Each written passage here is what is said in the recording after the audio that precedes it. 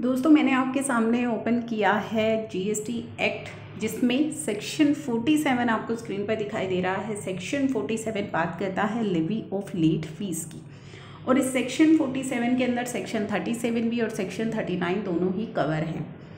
GSTR 3B की अगर हम बात करें तो जीएसटीआर 3B का तो आप सभी को पता है कि पोर्टल आपसे टाइमली जीएसटीआर 3B की लेट फीस चार्ज करता रहता है। मान लीजिए आपने जनवरी महीने की जीएसटीआर 3B को लेट फाइल किया तो फरवरी महीने में वो पोर्टल आपसे चार्ज कर लेता है, आप लेट फीस पे कर देते हैं। अब बात करते हैं जीएसटीआर 1 की। तो दोस्तों जो अभी तक आपको लग रहा था कि जीएसटीआर 1 को जो सभी लाइटली लेकर चल रहे थे कि जीएसटीआर 1 की जो लेट फीस है वो पोर्टल हमसे नहीं लेता है, तो हम उसकी लेट फाइलिंग करते रहते हैं क्योंकि पोर्टल हमसे चार्ज नहीं करता है, तो हमें लगता है कि जीएसटीआर 1 की तो कोई लेट फीस चार्ज ही नहीं होती, लेवी ही नहीं होती। जबकि लॉ के अंदर ये बताया गया है साफ साफ शब्दों में कि जीएसटीआर 3B या जीएसटीआर 1 आप लेट फाइल करते हैं तो आप पर लेट फीस लेवी होती है। कभी भी आपसे ये जो लेट फीस है डिपार्टमेंट आपसे कभी भी कलेक्ट कर सकता है।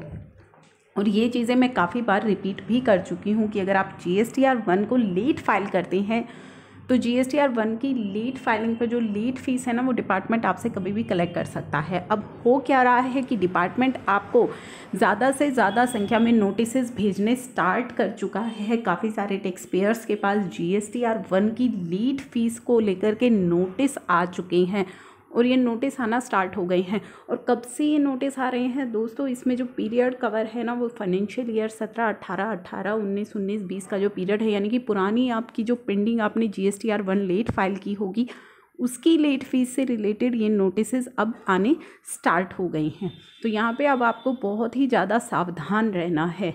अब जो नए चेंजेस हो गए हैं रिटर्न में उनको भी आपको समझना है कि उन पर लेट फीस किस तरीके से एप्लीकेबल हो रही है, जो मैं आपको काफ़ी बार समझा भी चुकी हूँ कि अब अगर आप नॉर्मल स्कीम में है, मंथली फाइल कर रहे हैं आपकी जीएसटीआर 1 को, तो आपकी जो जीएसटीआर 1 है वो आपकी जीएसटीआर 1 ड्यू डेट के बाद से लेट फीस लगनी स्टार्ट हो जाएगी। अगर आप क्वार्टरली फाइलर्स हैं तो आपके लिए जो आपकी जीएसटीआर 1 की लेट फीस है वो क्वार्टरली जो आपकी ड्यू डेट रहेगी उसके अकॉर्डिंग आपकी लेट फीस लगनी स्टार्ट होगी। हालांकि आपको जो आईएफएफ फैसिलिटी का ऑप्शन दिया गया है वहाँ पे ये ऑप्शन आपके लिए पूरा तरह से ऑप्शनल है। आप चाहें तो इसे यूज़ कर सकते हैं या फिर अगर आप चाहें तो अपनी क्वार्टरली जीएसटीआर 1 के अंदर अपने सारे इनवॉइसेस दिखा सकते हैं।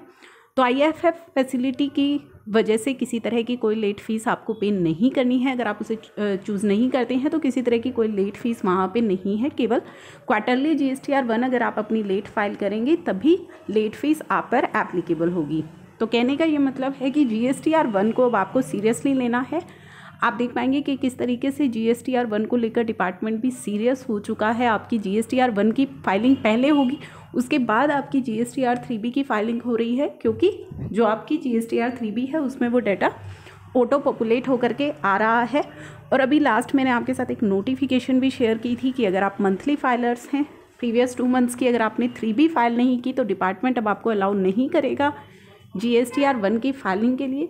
अगर आप क्वार्टरली फाइलर हैं, प्रीवियस टैक्स पीरियड की आपने 3B फाइल नहीं की तो अब डिपार्टमेंट आपको अलाउ नहीं करने वाला है जीएसटीआर 1 फाइलिंग के लिए। तो जीएसटीआर 1 को लेकर के डिपार्टमेंट सीरियस हो गया है। वो चीज़ें आपको अब समझनी ज़रूरी है। पिछली पेंडिंग्स जो लेट फीस हैं वो आपसे अब यहाँ पे कलेक्ट की जा रही हैं। हालांकि जैसे आपको पता है कि गवर्नमेंट टाइम टू टाइम आपके लिए एमनेस्टी स्कीम्स लेकर के आती है, तो जीएसटीआर 1 के लिए भी ये एमनेस्टी स्कीम आई थी, तो उसको भी आपको ध्यान में रखना है। अगर आपके पास नोटिस आ गए हैं कि क्या उस एमनेस्टी स्कीम के दौरान आपने अपनी फाइलिंग करी है, अगर आपने उस एमनेस्टी स्कीम का बेनिफिट लेते हुए अपनी फाइलिंग करी है और फिर भी डिपार्टमेंट ने आपको नोटिस भेजा है तो फिर आपको किसी तरह की कोई लेट फीस देने की वहाँ पे ज़रूरत नहीं है।